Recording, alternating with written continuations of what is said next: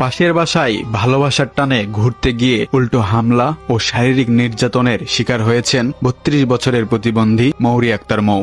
এ ঘটনায় থানা ও উপজেলা নির্বাহী কর্মকর্তার কার্যালয়ে বিচার চেয়ে ঘুরছেন ভুক্তভোগীর পরিবার, কিন্তু এখনো মেলেননি কোনো সঠিক বিচার বা প্রতিকার। বাবা মুজাফফর খান এবং মা সুন্দরী বেগম আশা করেছিলেন প্রতিবন্ধী মেয়েটি পাশের বাসায় নিরাপদেই থাকবে, কিন্তু সেখান থেকে সুস্থ নয়, বরং রক্তাক্ত ও আহত হয়ে বাড়ি ফিরতে হয় মৌরিকে। অভিযোগ উঠেছে কোনো কারণ ছাড়াই সেখানে মৌরির উপর চালানো হয় অমানবিক নির্যাতন। আহত অবস্থায় তাকে উদ্ধার করে চিকিৎসার ব্যবস্থা করা হলেও এই অন্যায়ের বিচার চাইতে গিয়ে এখন চরম ভোগান্তিতে পড়েছে তার পরিবার। প্রশাসনের দ্বারে দ্বারে ঘুরেও এখনো কোনো সুষ্ঠু বিচার পাননি তার বয়স্ক বাবা মা। শুধু ভুক্তভোগী পরিবারই নয়, এই ঘটনায় সুষ্ঠু ও নিরপেক্ষ বিচার চেয়ে ক্ষোভ প্রকাশ করেছেন ওই বাড়ির অন্যান্য ভাড়াটিয়ারা। আমার বাসায় একজন মহিলা ভাড়া ছিল, ওনারা কিছুদিন হলো আমার বাসা ছেড়ে দেয়, যে পাশের বাসায় ভাড়া নেই। সেই ভালোবাসার আকাঙ্ক্ষাতে আমার মেয়ে ওখানে যাওয়ার পরে আমরা কিছু মনে করিনি, কিন্তু বাচ্চাটা হঠাৎ করে চিল্লাচিল্লি করে আমরা এখান থেকে শুনতে পাই। তারপরে আমরা ওখানে দৌড়ে যাই, বাসার উপর ছাদের উপর থেকে ওই মহিলাটা আমার বাচ্চা নামায় দেয়, আমার স্বামী যায় ওখান থেকে নিয়ে আসে আঘাত অবস্থায়। তারপরে বাচ্চা এসে চিল্লাচিল্লি করে, কান্দাকাটি করে, পানি যখন হাতে দেয় হাত তখন ঝলসে যায়। আমরা সবার কাছে বিচার চাই, আমার প্রতিবন্ধী বাচ্চাকে কেন এরকম করা হলো, আমরা সবার কাছে বিচার চাই। আমি থানাতে গেছিলাম এবং ইউনোর স্যারের কাছে গেছিলাম, এখনো কোনো বিচার আমরা পাইনি। সুষ্ঠু বিচার চাই সবার কাছে।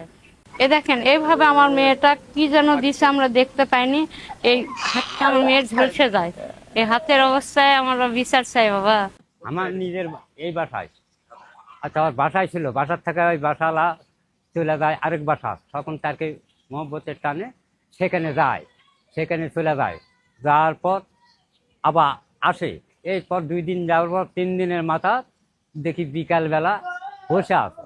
আমি ও দেখলাম আর আম্মা করলাম, ওই দেখো পরে আবার গেছে, করছে আসবি। এই করার পর আমি আবার বাইরে এসে বসি, আর আমি কিছু দেখা পাইনি। তারপর বিছান পর আমার সন্দেহ হলো, তারপর দেখি সাউন্ড একটু পাওয়া গেল, তারপর দেখি সিঁড়ির থেকে নেমে দিচ্ছে, ইনকা ধরে লিয়ে দিচ্ছে, মর্জিনার নামে মহিলা। ইনকা নেমে দিলে তাকে বলা হলো রক্ত কেন, করছে আমি জানি না, করছে নিজে দাঁত তুলে ফেলে দিছে। তারপর দাঁত তুলে তোমার হাত ইনকা ক্যাচকে ময়লা, আমি এটা কি হলো, করছে আমি জানি না। জানার পর ওর মা চাতালত বসা ছিল, আর মা কানে দিল, করছে এরকম কে। তারপর ওর আম্মা দেওয়ার পর নিচ্ছান পর জ্বলে যাচ্ছে, পানি দিলে মোটা ছাট করে ফিলে গেল। সঙ্গে সঙ্গে আবার ইটালিয়া গেলাম, ইটালিয়া যাওয়ার পর করছে মর্জিনা সবাই বাড়ির ভিতর উপরে তারা নিচে তাকে তারা সবাই ওটি আসে। আমি এরকম হলে গে, করছে আমি তো জানি না, এলা সব ভূতে করেছে। আবার আমি ভালো করে করছে কারেন্ট হাত দিছে, আর বাড়ি এলাকে যে তোরা এলে এরকম হলে কি সব অস্বীকার করতেছে, কেউ মুখ খুলিচ্ছে না। জিজ্ঞেস বাধ্য করেছে বাসায় এসে যে বাবা এটা কি হয়েছে, এটা প্রতিবন্ধী মেয়ে, যে কোনো সমস্যা হয়ে থাকে তোমরা দায়ভার নাও, চিকিৎসা করো, যে এটা কালকে 10টার মধ্যে যেন এটার ফয়সালা চাই।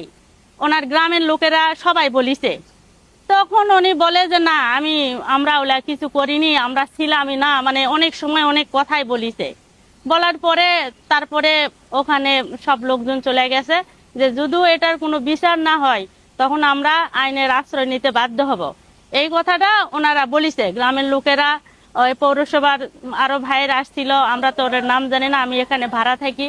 তো এখন তারা ওখানে ওইরকম ভাবে কথা বলে গেছে। পরে এখন ওনারা এখন কি করবে, যেটাই হোক, উনি কে করলো কিভাবে করলো ওরা কাউকে দোষী সাব্যস্ত করেনি, কিন্তু ওই বাসায় হয়েছে কেমন করে হলে কি হলো এটা তদন্ত বের করার জন্যই ওনারা অভিযোগ চাচ্ছে, বিচার চাচ্ছে। আমরাও জানি যে প্রতিবন্ধী মেয়ে, এটা সুস্থ বিচার হোক।